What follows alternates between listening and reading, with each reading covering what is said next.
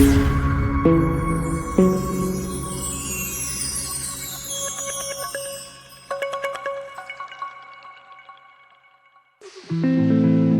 Desert Healthcare District and Foundation presents a podcast that supports your health and wellness where you live.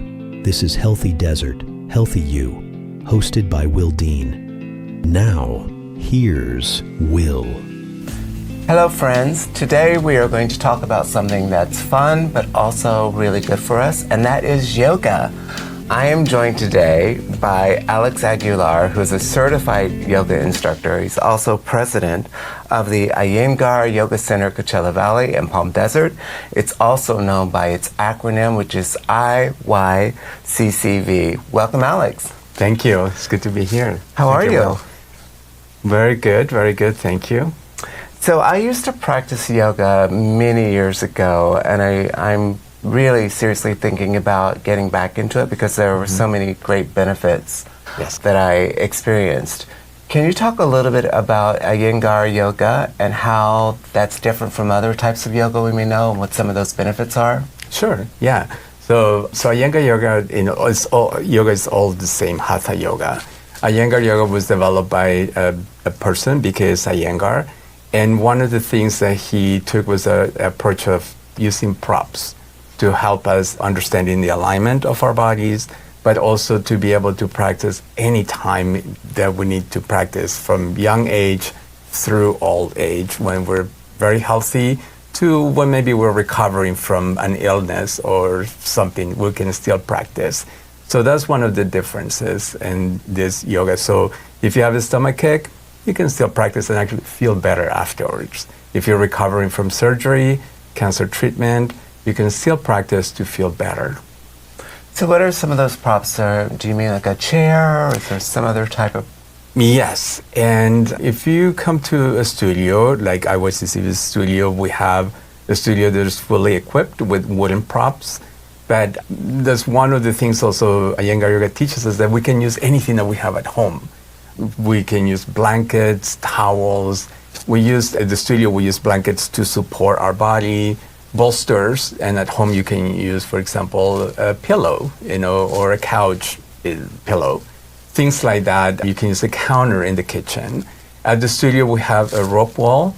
These are actually now they have become a little bit more popular because they have a lot of applications when it comes down to alignment and holding the postures for a little bit longer, which brings the ability for us to connect with our own body and our breath while we practice.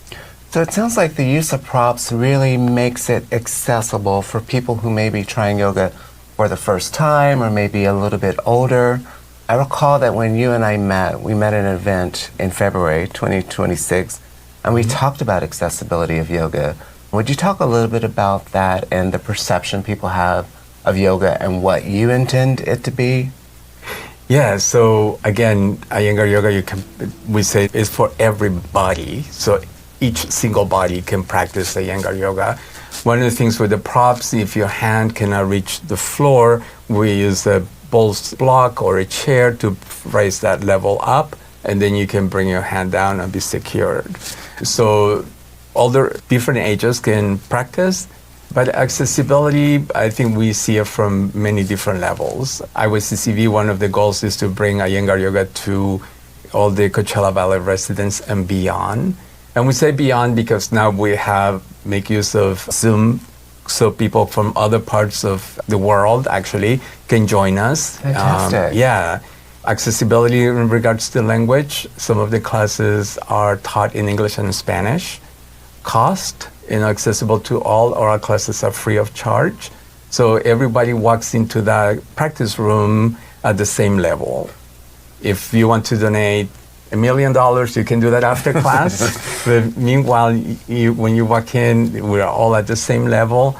And I think that brings different aspects of accessibility, when it comes. Also, we work on creating safe spaces.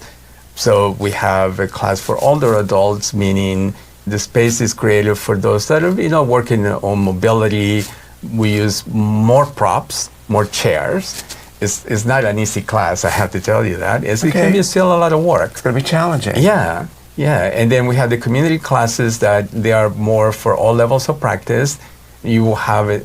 We will have in the room being people, students practicing, headstand or being inverted for 5 minutes, while others use a chair. It's a modified version of the pose, but it's still practicing that inversion. So some of the few things that I can think of are how we make that yoga accessible for everybody. I love that. So the yoga center is actually located in Palm Desert. Yes. One of the things, when we talk about accessibility, one of the things that you and I talked about earlier is that yoga has this perception now of being sort of an elite activity or for a certain type of person. Yes. And your practice really dispels that. Yes, and it's an intentional approach. I think it comes from a personal experience.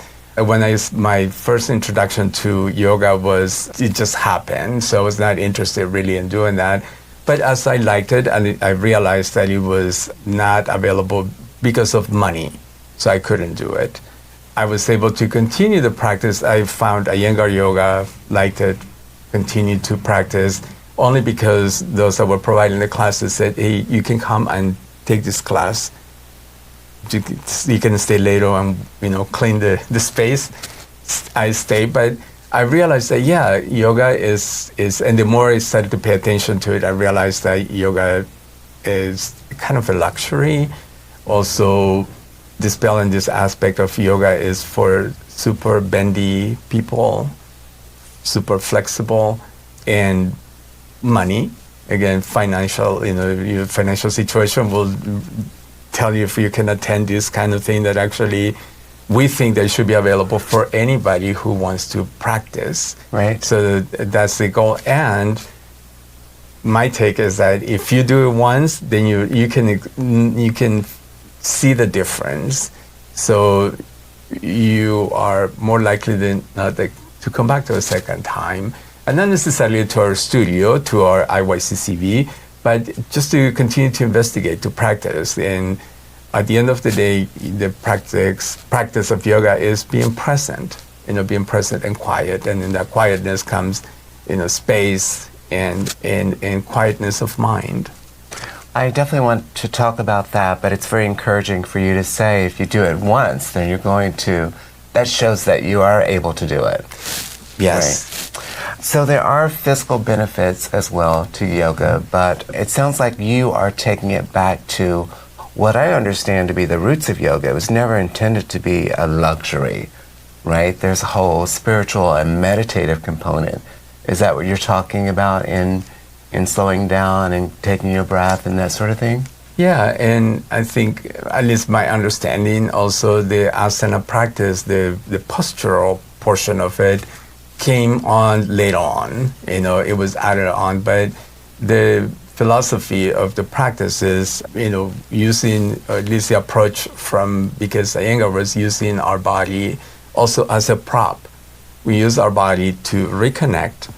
In the class, sometimes we may bring attention to our toes, our back, sometimes parts of our body that we don't see regularly, we end up disconnecting from them. Space in the palms of our hands, and then when we practice a pose, bringing attention to that, we might feel that our arthritis is relieved, the pain has gone away. So in the class, in the practice also, we don't have music or lights, anything. So the requirement is that you will be fully present in what you're doing, from extending your big toe to your scalp, noticing different things. Your shoulders, are they climbing, are they releasing? Sometimes things that we don't have the luxury to do. And at the end of the class, we feel different because of that. We feel quieter mentally. And yes, you feel taller because all those asanas, all those postures really helps us lengthen the spine. Oh, wow. Which supports, blood flow and all that good physical stuff, that I call it magic. Yeah, I love that. It just feels good. Yoga magic. So Yes. no music, no lights, so you only sound probably the yoga instructor? Yes. Okay. in your own voice. And that's another thing that in the practice we notice our own reactions to the situations. Okay. And that comes, I think, as we started to practice a little more, sometimes it triggers a lot of questions, right? And not just on the mat, but off the mat. And then it becomes more than a physical practice, but more of an inwardly practice of observation. Okay. Take me through your journey a little bit. You've talked about being in class, wanting to do yoga, and then finding out about the financial commitment of it. So when did you actually become an instructor and become certified? Sure, yes. So it is funny because I did not want to I enjoyed the practice, but I was the person in the back of the room, and I think I've heard this from many teachers now, that they were the person in the back of the room. But with my teacher's encouragement, if you call it that, I started to look into it. And one of the things that I realized, my native language is Spanish, and one of the things that I realized that there were no Iyengar yoga teachers available that were teaching in Spanish. So there was a lack of services provided in Spanish. And I thought, how many people could benefit from that? So that was my driving force in becoming a certified Iyengar yoga teacher. So I could bring whatever knowledge I gain and share it with others in Spanish primarily. And then as I went along again, I started to notice even more these barriers, the cost. Yeah. So right. So I'm just learning Spanish. So would I be able to come to your class and participate and experience that? Yes. Okay. So that's another thing that is a big part of our mission at IYCCV is to build community. So one of the things that also we notice sometimes when you go to a class, to a yoga class or whatever, is the class is over and you're out, gone. So we try to make a space where, all the students can talk to each other, can connect. There's enough space to hang out after the class if needed. Also, we are constantly figuring out how to have events where we gather, maybe on a Saturday afternoon, we watch a movie, have some chai and cookies, stuff that are good incentives to show up. But is building community. So when you come in and you just learn in Spanish, we have some students that are like, oh, I know how to say leg in Spanish now. Oh, shoulder, I know what that meant. And so there also brings a sense of playfulness in the practice, which is important. Senior teachers, because they are always taught, to teach and practice with our hearts and brains and with our head at the same time, and bringing that balance. And not to take it so seriously, but be dedicated and fully engaged in whatever you're doing with a smile. Fully engaged, present. I love the sense of building community. It's so needed now. Yes. Tell me about the age range of the people. Do you call them students or clients? Students. Okay. Yes. The age range of the students in your class, from how young to how senior? Yeah, so we have probably 18, 17, really. And we have very young adults, at the age of 82. I love that. Young at heart. Right. But, so we have some of our students that can be in headstand, in Shirshasana, we call it in Sanskrit, for 5 minutes. And after practices, it's not about just being upside down, but it's what goes into that process, right? And so we have all levels of practice, all ages. And I think as also one of the things as we build our practice, we become a little bit more comfortable if something is out of the ordinary, or if I'm recovering from something, it's okay, I'll take the prop, or I'll be on the floor and I'll do a different practice. So it brings a sense of humbleness. Right. Being more humble. Yeah.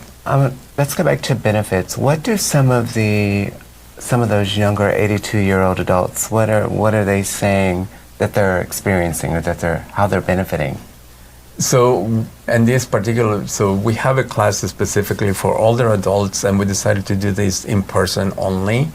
So one of the things that we hear a lot is that they look forward to coming into the class. So that building that community, the checking in with others. But I think mobility, some of our students mentioned, the legs feel tired, and as they continue to come, they feel a little bit more stable, and you start to feel more confident, with that. So I would say connective, feeling connected and feeling more confident, as they go in their daily lives. Excellent. So you have a class for older adults. What are some of the other classes that you have? And how many classes are you actually providing each week? Yeah. So currently we have 5 weekly classes. Okay. We have a community class on Tuesday evenings at 6 p.m. for those that work, throughout the day. Great. And this class is in person and online. And then on Wednesday, we have the gentle yoga for older adults that is in person only, an hour long. And then on Fridays, we have the breast health and immune system support. It's a women's class. And this class specifically has been created for those that have gone through systemic treatment, cancer treatment, or want to stay healthy. So our main funder is Holly Hoffman, and she's a breast cancer survivor. Okay. So this is her own study, and she's the one who teaches this class. Again, creating the safe space for women only, and because we realize the different conversations go on when we feel safe. So that's on Friday mornings, and then on Friday afternoon, we're very happy that we just added a class for addiction recovery. So for the individuals that are involved in the 12-step program and they're currently in recovery, our practice, Iyengar yoga, actually addresses that part, how addiction affects us mentally, emotionally, and the sequences that we prepare help us to find a balance. Wow. So that class is at 4 p.m. and it's in person only. Again, for a reason, we wanted to create a safe space. And then on Saturday mornings, we have what I call a party. No, it's a more active class. It's Saturday, it's the weekend, it's morning. So it's one of the most, I think, lively classes. And we even had to hit a little thing before the class because it's for students to stop talking because Right. they're really engaged and checking in. You're not serving mimosas, are you? It's not No. a brunch yoga No. class. Okay, all right. That's really good. So where can people who are watching or listening to us, where can they learn more about the Yoga Center and what you're offering? Sure. So our website, happy to report we did upgrade, did a cleanup of our website. So our website is current. You can see the classes that we're offering. Click on the page under classes to sign up for a class. And also, we are happy if you just come in, for a class. There's those in-person classes, But yeah, our website, iyccv.org. .org. Yes, and social media platform also on Instagram, iyccv_yoga. And we try to post, keep current and post all the new classes and things that we have available. Excellent. And again, the classes are free. Donations are welcome. You will not say no to a $1 million check. Exactly. Okay. Exactly. Yes, and that is our thing. So all our classes are free. So that's what makes this, I think that's our goal, to make this available free of charge to everyone. Very accessible and very community oriented. So for the people listening or watching who've never done yoga before and are thinking about it, what would you say to them to encourage them? Come on down, come in. Yes, I think it is challenging because the first thing that we hear is I'm not flexible enough, I'm too old, and fill in the blank, you can think of. And I don't know if I can really say anything to convince anyone, but if anyone has that inspiration to come in, you'll notice the difference after a class. Going back to my first class, I noticed that the effects of the class stay for a very long time, and I continue to experience this after a practice. I feel that effect lingering, staying with me for a long time, and that's what keeps me going not only to class, but practicing as well. So let's talk about frequency of practice. What is a good frequency? Is it once a week or? So twice a week, I would say, is best. And one of the things that we find out is that little by little, we start to do little things at home because you can practice anytime. One of our senior teachers said, even when you're cooking, you can stand on one foot, doing the dishes, and then but little things like that. And also, so those are the physical aspects of it. But when it comes down to becoming aware of your breath, being quiet, mentally, bringing your attention to different parts of your body that you usually don't do, can be done off the mat. And that is a yoga practice, being kind to ourselves.